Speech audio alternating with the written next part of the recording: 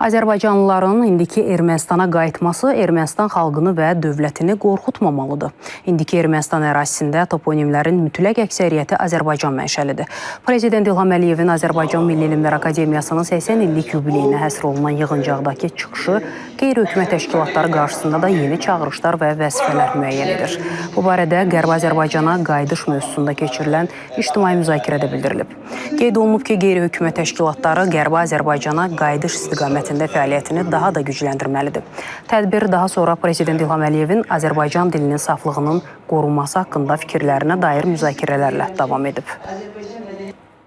Qeyri-hökumət təşkilatlarına Dövlət Dəstəyi Agentliyi Qərbi Azərbaycana qayıdış mövzusuna hər zaman xüsusi diqqət ayırır və 2023-cü ildən başlayaraq bu mövzu Agentliyin qrant müsabiqəsində əsas istiqamətlərdən biridir.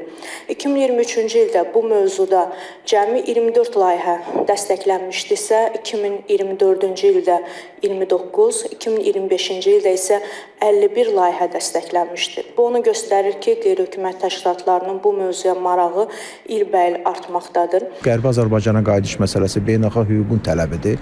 Məhz beynəlxalq hüququn da tələbindən irəli gələrək Ermənistan özlərinə bu öhdəliyi götürməlidir. Bir qayda olaraq Qərbi Azərbaycana qayıdış prosesi ləyaqətli və eyni zamanda təhlükəsiz şəkildə həyata keçirilməlidir. Həm tarixi ədalətin bərpa olunması nöqteyi nəzərindən, həm də beynəlxalq hüququn tələbindən irəli gələrək Ermənistan bunu reallaşdırması üçün hüquqi çərçivələrini də və eyni zamanda da siyasi çərçivələrini mütləq müəyyənləşdirməlidir. Hazırlıqlara başlamaq üçün Cənab Prezidentin dediyi kimi toponimlərimizi axtarmalıyıq, qorumalıyıq.